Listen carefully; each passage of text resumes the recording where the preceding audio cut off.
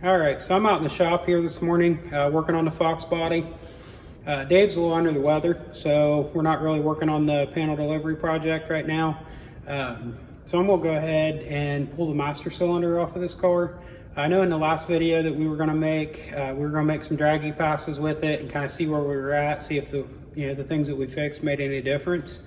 Once I got the car started up, I realized there was no brakes, so the seal in the back of the master cylinder was leaking back into the booster, and also the booster's had a leak in it ever since I put the car together. The brakes have never really been right.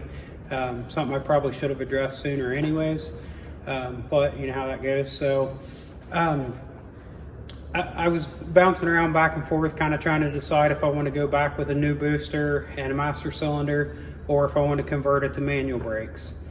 I went back and forth on it, reading stuff, and you can start reading things, you see both ways. So some people love them, some people hate it. I've had several older cars, and we've got some older stuff here with manual brakes, so I'm really familiar with manual brakes and how they drive. Some of the reviews that I've seen on this kit says that the pedal effort's way too hard. I'm not sure, is it way too hard because they're not used to manual brakes and they're used to power? I mean, if that's the case, it probably is hard compared to what they're used to. But I'm gonna go ahead and try it out and we'll see. It's supposed to work with a stock master cylinder. So what I did, I bought this master cylinder from O'Reilly's a couple of years ago. I got to thinking about it. It probably had a lifetime warranty, so I gave them a call. They looked it up, it does. So I'm gonna go ahead and pull it off, take it up there and swap it out for the new one. And then as soon as the manual brake kit comes in, we'll get it put on the car. Once it's on the car, I mean, it's probably, from the forecast, it looks like it's gonna be cold and wet and nasty, so probably won't be able to get the car out and drive it. But I can, in the barn here, I can take it back and forth and see how the pedal effort is and kind of get an idea of how it stops.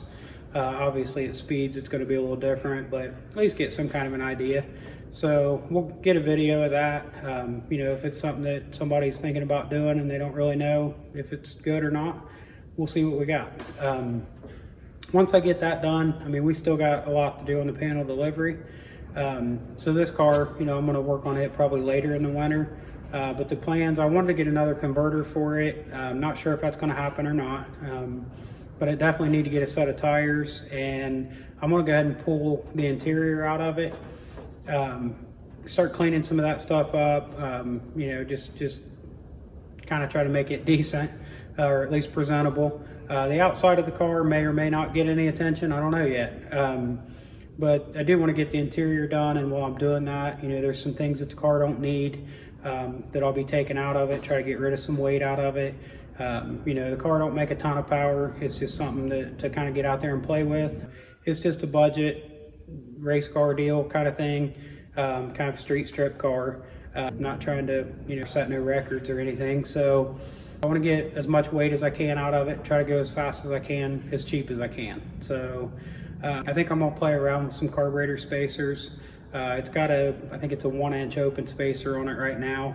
I might grab a 2-inch spacer and maybe a 1 and 2-inch 4-hole spacer, and just kind of play around with those, see if there's anything to gain with that. I know I've seen people where it's made no difference, and I've seen some where it's made a good bit of difference. So I'm just gonna play around with it and see what it is. Still got to play around with jetting, still got to get the timing dialed in. So I mean, there's still a good bit of tuning left to do. The car went like an 828 with like a 210 60 foot. So I mean, there's a lot to gain here. So I'm gonna try to get it in like the 750 range. So we'll see how that goes. All right, so we're gonna go ahead and pull this master cylinder off. It was just put on about 2 years ago. It shouldn't be too bad to get off, but I don't know if that's in the camera or not, but you grab a cell phone flashlight here. So you can see all that in here, all around here where it's been leaking. So that's definitely the problem. So we're gonna get that swapped out.